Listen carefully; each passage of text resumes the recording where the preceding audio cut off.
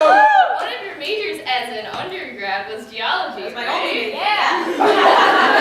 A double. No. That was weird. Yeah. Sorry. I swear to friends. I never. Okay. Do you think that igneous metrology professor Stephen Dunn would trade me a few geodudes? Jesus Christ! I don't like that. I think How about Mark McMenamin's Kraken? Is that really an extinct legendary? Don't go into that! Too soon! Yeah. We don't talk about the It's bad. It's bad blood. We'll talk about it. We'll figure it out. Okay, cool. Anyway, put your hands together for Camilla. Hi. I am Camilla, and like this 12-year-old from the forest said, I'm Camilla, and I don't go here anymore. I just keep coming back like a bad cough. She doesn't even go I don't even go here. And while I was here though, I did a self-designed minor in myth studies, which you can't do anymore. Thanks, Mount Holyoke. We're getting rid of that. Can still do a self-designed major though, but I'm not going to help you put that together. Oh well.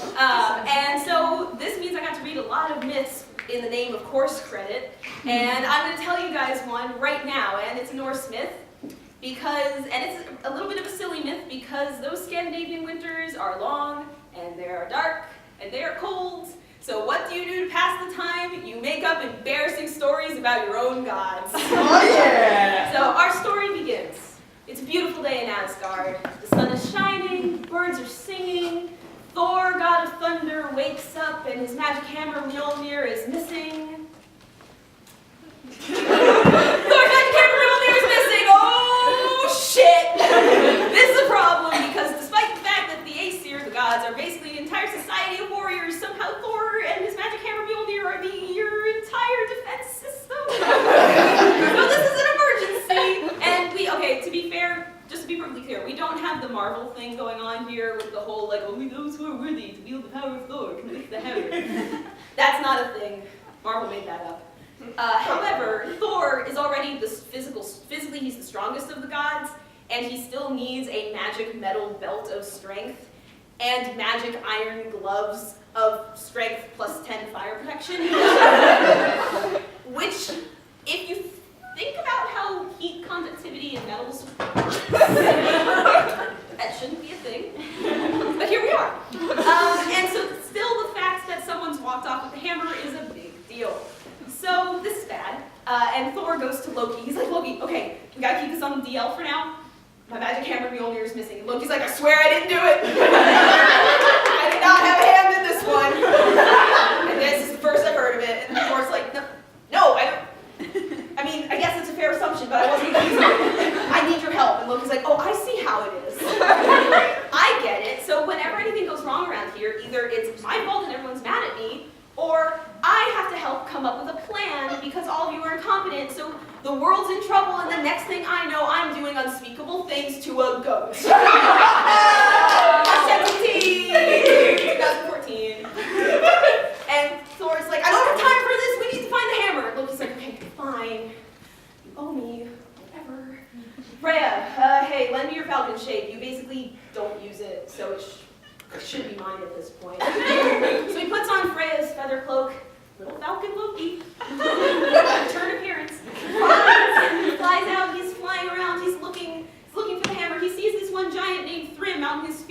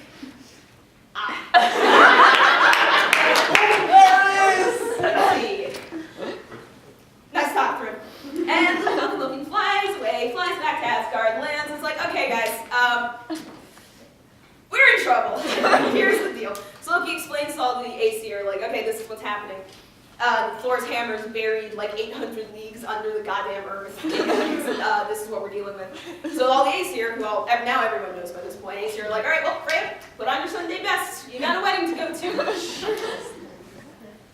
Excuse me? Well, I mean, it's Mjolnir. Like, come on. What makes you think I would agree to marry a giant? No one wants to marry giants, except for the gods who want to marry the like really pretty lady giants. That's a whole other story. What makes you think I'd agree to this? I mean, first of all, did you not hear the entire preamble about how Thor is our entire defense system? Also, were you here during the Lokaseta when Loki showed up drunk to a party we didn't invite him to and proceeded to insult everyone because he slut-shamed you real bad? Don't know if there's any truth to that. We all think you're a whore. Freya's like, okay, look. I know that I'm a fertility goddess, first of all. I know that my husband disappeared the moment we were married. He is never around. I can't find him, and he may or may not actually exist. But I'm still a married woman, and I am insulted by this decision. I will have no part in it. So you're like, oh, well, shit. All right, we need a plan B. Loki. And Loki's like, actually, guys, I'm so enjoying the fact that this isn't my fault and no one's looking. I need a moment. I need a moment. We don't have time for this, Loki. Then we have Heimdall over in the back. Like, I have a plan. Now, quick aside, it's worth noting that Heimdall and Loki, like, hate each other. They hate each other. They're gonna fight to the death, kind of, during Ragnarok, but that's, like, down the road. Also, there was something that went down when they were both disguised as seals. I don't know why that happened. They had a seal fight. But Loki's taking too long. He's too busy voting. So Heimdall over in the back is like, I have a plan. And everyone's like, Heimdall, what's your plan? He's like, okay, you guys gotta roll with me. Hear me out. This plan is so stupid, it might just work, okay? So just hear me out on this. What is it? We put Thor in a dress, we blend with Freya, and then he grabs the hammer at the first opportunity. Yeah! Okay, so you're like, you know, that is so stupid. And you have Loki, like, don't want to admit that's a good idea, because it's Heimdall. And then we have Thor all the way over here, like, dress? But it's too late. Well, they take advantage of Thor's confusion, bundle him off, put him in as many layers of fabric as they possibly can to disguise his true identity, and Freya puts her very iconic necklace on him and is like, there, perfect match. I'll never know. But okay, we need someone to go with Thor because first of all, he's dumb as a brick, and second of all, he's in a dress. Thor is basically kind of a hyper-masculine ideal. He's not actually like a Norse male ideal because intelligence is actually something that the Norse people really valued really highly. You had to be well-spoken, you had to be able to use a lot of complicated metaphors in just everyday conversation. Thor can't do that, but he is really strong and powerful and fights things and like hits rock trolls for existing. So he's like half of the Norse ideal. He's essentially a hyper-masculine ideal. And he's in a dress. And he's angry. So they can't trust him on this very important covert operation. They need someone to go with him. They need someone to do all the talking. And Loki pops up, I volunteer as tribute. Really, do any of us think that Loki would miss out on the humiliation of one of the other gods? Absolutely not, especially not Thor. So Loki, on the other hand, Loki, I've heard described in modern Tumblr parlance as basically the god of hard femme. Loki regularly changes his shape into a whole variety of forms, including female ones, and this is different from illusion magic. That's a totally separate thing in like Norse belief. You have disguising your form with an illusion, and you have physically changing your form. Totally different branch of magic, way sketchier. That's one of the many reasons why everyone's really uncomfortable with Loki as a concept, because he's just like changing his shape all over the place. So for Loki, dressing up as a bridesmaid is basically just another Tuesday.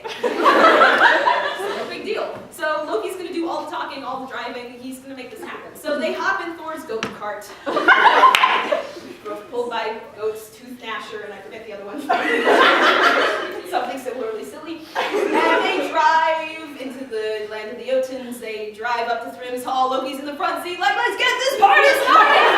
Thrym's like, oh shit, I didn't think that was gonna work. Okay, stay calm, get calm. Okay, you go kill some cows, we gotta start a feast. You, fresh rushes on the floor, I'm not marrying Freya in a hovel. Like, just go, we gotta make this place nice. I gotta change it into something good. Oh my god, this is happening, this is real. So they go into the hall and they have this lavish feast set up for them. It's beautiful, it's amazing. Thor, being Thor, child of incredible appetite, and is also fueled by rage, sits down and proceeds to inhale 5 salmon, 2 oxen, and about 7 tankards of mead, approximately. And Thrym watches all this, is kind of like, I don't really need to be judgmental, but I didn't really expect Freya, goddess of feminine beauty and love and general, all that, to eat that much in one sitting like a human vacuum cleaner. And Loki kind of materialized out of the crowd. Bridesmaid Loki is like, heh, it's well, funny you should mention that. See, Freya, who this definitely is. Totally, 100%. Freya That's photo check. has been so excited to marry you. Just so excited she hasn't been able to eat anything for like 9 whole days. Thrym's like, seems legit. So Thrym decides he's gonna go give his bride a kiss, and they have Thor in like so many layers of veils. There's like, it's like they've got some that are like just covering half his face and then more over his whole face. I don't think he can see at all. Which is probably for the best. And Thrym decides he's gonna go give his bride a kiss, and he starts lifting some of these veils, and oh! You know, I never really met Freya, but I didn't really expect her eyes to be so red and angry. And it looked like there were like little like lightning, kind of angry lightnings out of her red angry eyes. Is that normal? And Loki once again comes in with the save, like, ha! Rides, am I right? Loki says, you know, Freya's been just so desperate to marry you. She hasn't slept. Hasn't had a wink of sleep in 9 whole nights. So, you know, she's ready. Just take her. Take this. Get this marriage on the road. And Thrym's like, you're right. We gotta get this marriage on the road. He's like, we gotta get ready, get everyone in place. Bring the hammer! So they unearthed Mjolnir from 800 leagues under the goddamn ground. And I guess that's the only way to keep it from returning to Thor's hand. That's a real thing. Marvel didn't make that one up. And they bring the hammer. They drop it in Thor's lap. There's probably some phallic imagery, low-key, going on here. And that was a whole plot point in American Gods by Neil Gaiman.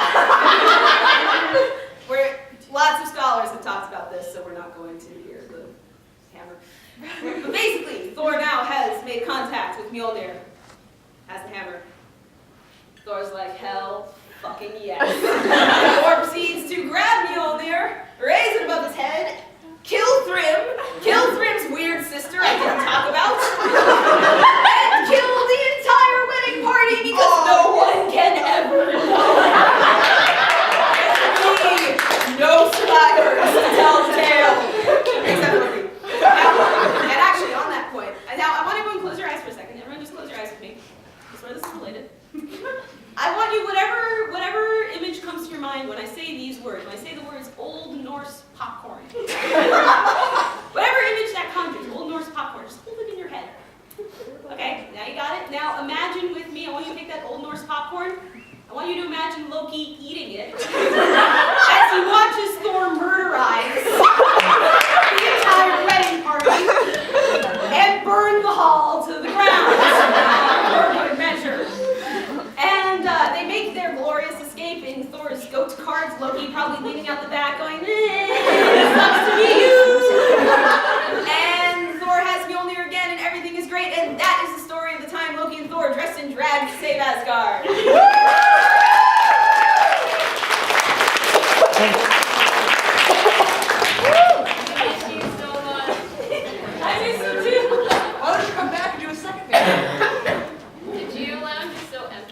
sorry. I know I lived there for 2 years. I like sleep there every night. Yeah. Hey, look, that's not that. So, are you guys excited for a musical performance? Yeah! I am, especially since the last song that I had to listen to was sung by a Jigglypuff. Come to think of it, I don't even remember it because I think I was asleep like 3 seconds in, and I woke up like an hour later with pictures that would otherwise be censored on 4Kids TV all over my face.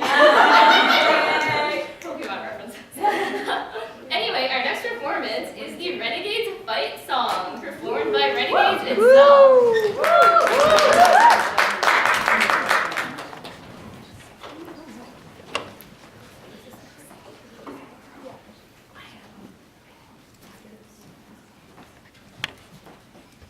Let's move away from the walls. Yay, Renegades! Woo! Love you, Camilla. I love you too.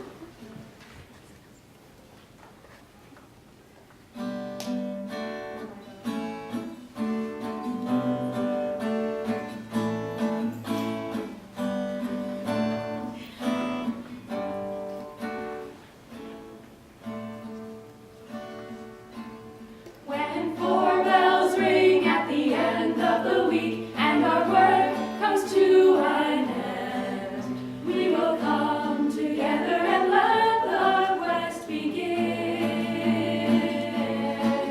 And we'll fight for what is right, or at least what we believe in, helping friends or facing foes from worlds below and new. When the game master asks you high or low, make your choice and do not be afraid. Take up your dice, oh comrades, and do your best for renegades.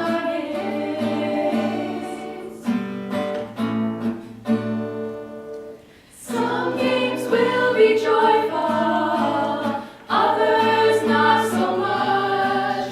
But despite all the PCs we've left behind, with skill checks and with will saves, we'll see the day is won. For friends like these are truly hard to find. When the game master asks you high or low, make your choice and do not be afraid. Take up your dice, oh comrades, and do your best for renegades. Take up your dice, oh comrades, and do your best for renegades.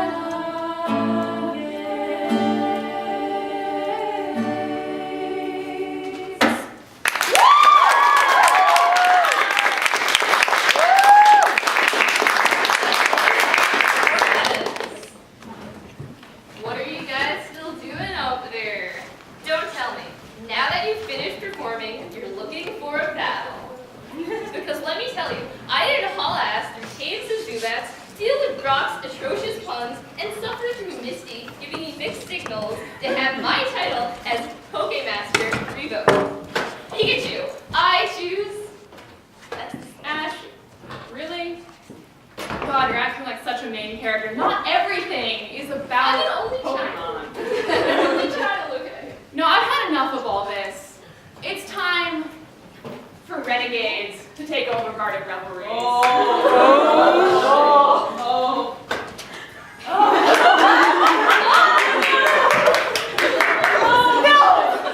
Maya!